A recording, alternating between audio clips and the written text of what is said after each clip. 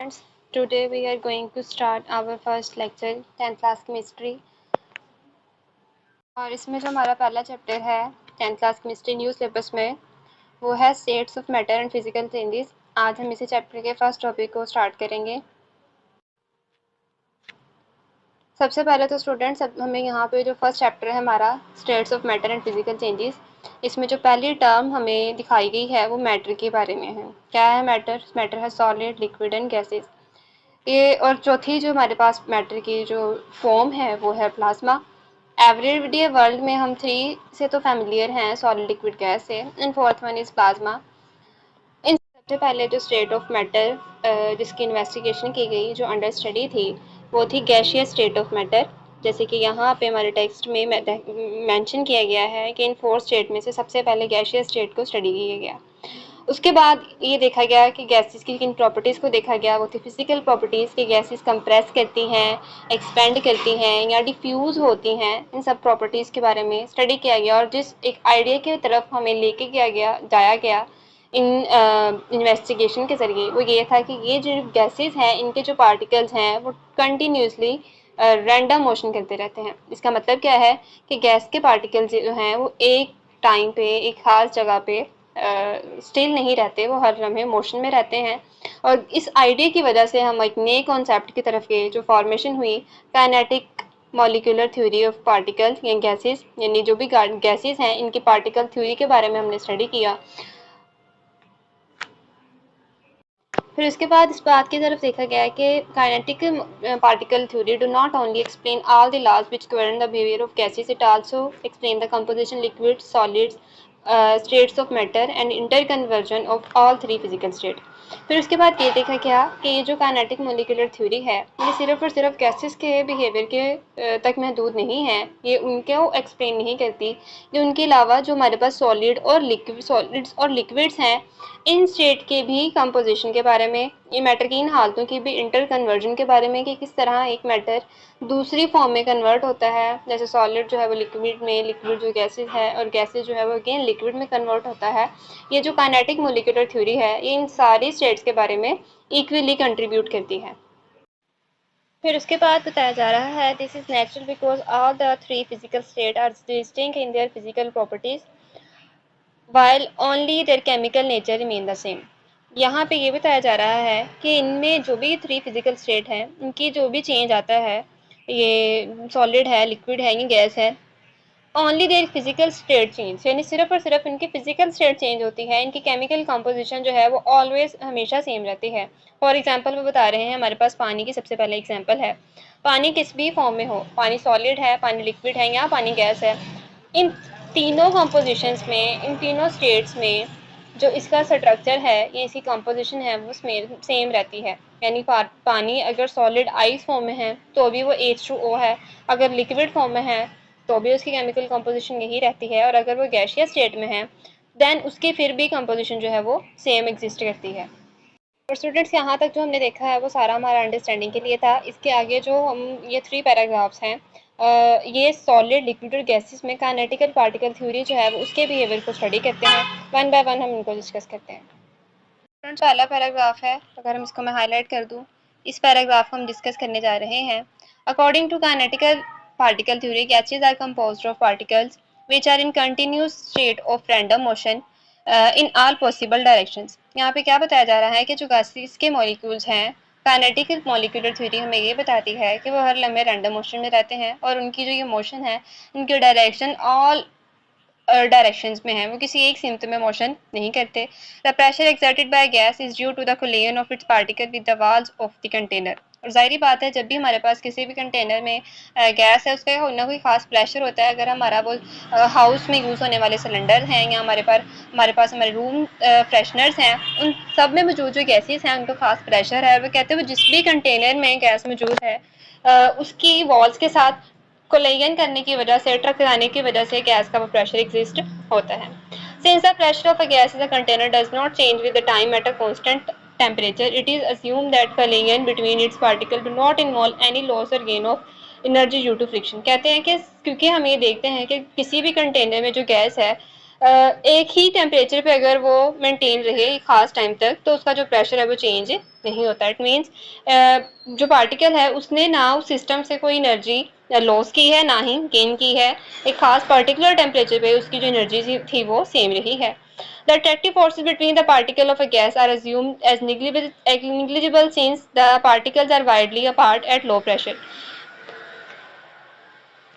ये कि जो गैस के पार्टिकल्स हैं इनके दरमियान जो अट्रैक्टिव फोर्सेस हैं, फोर्स ऑफ अट्रैक्शन है, वो ना होने के बराबर है, नेग्लिजिबल है, क्योंकि वो उनके दरमियान जो डिस्टेंस है वो काफ़ी ज़्यादा है, प्रेशर उनका काफ़ी लो हो जाता है और उसकी वजह से उनकी जो आपसी अट्रैक्टिव फोर्सेस हैं वो ना होने के बराबर होती हैं। The average kinetic energy of particle is directly proportional to temperature measured on Kelvin scale. ये एमसीक्यूज के लिए इंपॉर्टेंट है कि जो काइनेटिक एनर्जी है किसी भी पार्टिकल की वो किसके डायरेक्टली प्रोपोर्शनल है, उसके टेम्परेचर पे। जितना ज़्यादा टेम्परेचर होगा अगर हम मेजर करें किसी भी गैशियस सब्सटेंस का, उसका जो काइनेटिक एनर्जी है वो भी उतना ज़्यादा होगा। The average kinetic energy is same for all gases at the same temperature. अगर टेम्परेचर सेम है तो जो भी हमारे पास गैस है उनकी काइनेटिक एनर्जी जो है यानी उनका एनर्जी ड्यू टू मोशन है वो हमेशा एवरेज जो है वो सेम रहता है। यहाँ तक था बेटा गैसेस के बारे में कि गैसेस में पार्टिकल्स किस तरह बिहेव करते हैं, उनकी काइनेटिक मॉलिक्यूलर थ्योरी जो है वो किस तरह की है। उसके आगे हमारे पास लिक्विड, ये वाला पोर्शन जो हाईलाइटेड है ये लिक्विड के लिए है। According to kinetic theory the particles in a liquid are quite close to one another. अगर हम गैसेस से कंपैरिजन करें तो लिक्विड के पार्टिकल जो हैं वो एक खास हद तक एक दूसरे के करीब होते हैं। They are also moving in all possible directions. Gases की तरह ये भी हर पॉसिबल डायरेक्शन में यानी left right up and down के अलावा ये ऑल 360 डायरेक्शन में ये भी मोशन करते हैं। As a result the particles of a liquid do not have any fixed shape and position. और इसी वजह से ना उनकी कोई खास पोजीशन होती है और ना ही शेप होती है। Owing the presence of intermolecular forces, however, liquid has a fixed volume and keep it level as well. लेकिन कहते हैं क्योंकि इनके दरमियान इंटरमोलिकुलर फोर्सेस गैसेस के मुकाबले में थोड़ी ज़्यादा होती हैं, इस वजह से उनका जो वॉल्यूम है वो हमेशा फिक्स रहता है। अगर हम आपको एक्सप्लेन करें कि जब हम एक रूम में अपना रूम फ्रेशनर स्प्रे करते हैं तो द पर्सन जो जिसने उसको स्प्रे किया है उस पर्सन से लेके जो पर्सन रूम में लास्ट तक बैठा है उस रूम फ्रेशनर की जो फ्रेगरेंस है वो हर लास्ट बंदे तक पहुंच जाएगी। उसके अलावा अगर हम गैसेस से उसका कंपैरिजन लिक्विड से करें तो अगर हम एक कप ऑफ वाटर जो है वो एक रूम में गिरा दें, फेंक दें, तो वो ज़रूरी नहीं है कि वो पार्टिकल उसके जो है वो उस रूम में मौजूद हर पर्सन तक पहुंचे। वजह क्या है कि गैसेस के दरमियान इंटरमोलिकुलर फोर्सेस ना होने के बराबर है, वो उनके दरमियान डिस्टेंस काफ़ी ज़्यादा है और वो जितने भी कंटेनर जो भी सिस्टम उनके उनके पास मौजूद होता है वो सब में फैल जाते हैं और जो उस टाइम पे वॉल्यूम उस जगह का होता है, इस कंटेनर का होता है या उस रूम का होता है, वही वॉल्यूम गैस का बन जाता है। लिक्विड के मुकाबले में ऐसा गैसेस के मुकाबले में लिक्विड में ऐसी सिचुएशन नहीं होती। लिक्विड का कोई खास फिक्स्ड लेवल होता है। In liquid particles show all the three types of motion. Liquid जो है उनमें जो हर तरह का मोशन पार्टिकल कहते हैं। कौन से थ्री टाइप्स ऑफ मोशन के?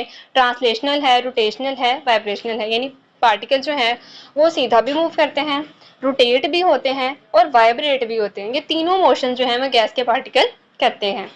उसके बाद हमारे पास जो लास्ट वाला पैराग्राफ है ये है सॉलिड्स के बारे में कि सॉलिड में काइनेटिक मॉलिक्यूलर थ्योरी किस तरह होती है।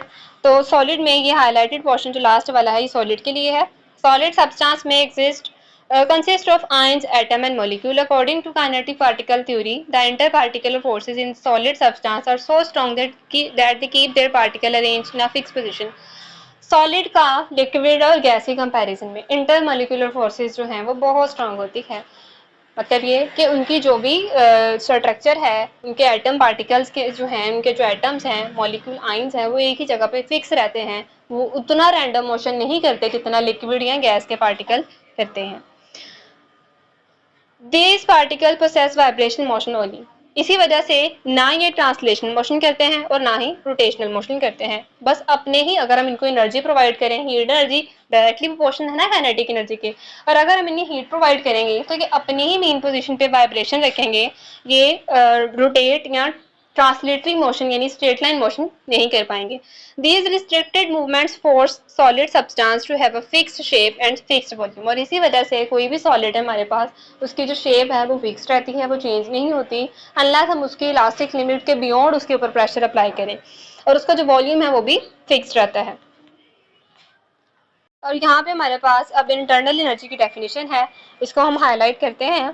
ये है इंटरनल एनर्जी। क्या होती है जी इंटरनल एनर्जी? बेटा हमें काइनेटिक एनर्जी के बारे में सारा पता चल गया है कि किसी भी पार्टिकल की एनर्जी जो मोशन की वजह से उसके पास हो वो उसकी काइनेटिक एनर्जी है। हमने देखा कि जो गैसेस हैं उनके पास सबसे ज़्यादा काइनेटिक एनर्जी पाई जा रही है इस टाइम पे। फिर उसके बाद लिक्विड है और सबसे कम किसके पास है? सॉलिड के पास। और वो सिर्फ और सिर्फ वाइब्रेशनल मोशन करते हैं। अब हम आते हैं इंटरनल एनर्जी की तरफ। The internal energy of a substance is the total energy it contains. किसी भी सिस्टम के पास कलेक्टिवली तमाम एनर्जी जो उसके पास मौजूद होती है उसको हम उसकी इंटरनल एनर्जी का नाम देते हैं। It include the kinetic energy of its particle and potential energy due to bonding between them. अब ये क्या है? ये सिर्फ और सिर्फ उसकी काइनेटिक एनर्जी के बारे में नहीं है, ये उनकी काइनेटिक और पोटेंशियल एनर्जी का सम है। यानी इंटरनल एनर्जी जो है इज इक्वल है किसके? Kinetic energy plus potential energy. अब काइनेटिक एनर्जी क्या होती है? जो भी उसके पार्टिकल की मोशन की वजह से एनर्जी है, और पोटेंशियल एनर्जी है जो केमिकल बॉन्डिंग की वजह से उन पार्टिकल्स की जनरेट हुई है। Heat is increase internal energy of the system. जाहिर बात है जब हम किसी चीज़ को हीट करते हैं उसकी काइनेटिक एनर्जी इंक्रीज होती है और ओवरऑल उसकी इंटरनल एनर्जी भी इसके साथ ही इंक्रीज कर जाती है। यानी अगर हम किसी भी सिस्टम की इंटरनल एनर्जी को बढ़ाना चाहते हैं तो हमें क्या करना पड़ेगा? हम उसे हीट करना पड़ेगा। अब ये भी MCQs के लिए पोर्शन इंपॉर्टेंट है कि internal energy increase with what, तो उसका करेक्ट ऑप्शन होगा हीट। यहाँ तक था बेटा हमारा फर्स्ट लेक्चर। नेक्स्ट लेक्चर में हम ये कन्वर्जन के बारे में पढ़ते हैं कि किस तरह ये सॉलिड, लिक्विड और गैसेज जो है वो अपने स्टेट चेंज करके एक स्टेट से दूसरी स्टेट में कन्वर्ट होते हैं। इन स्टेट्स को स्टडी करेंगे हम इंशाल्लाह नेक्स्ट लेक्चर में।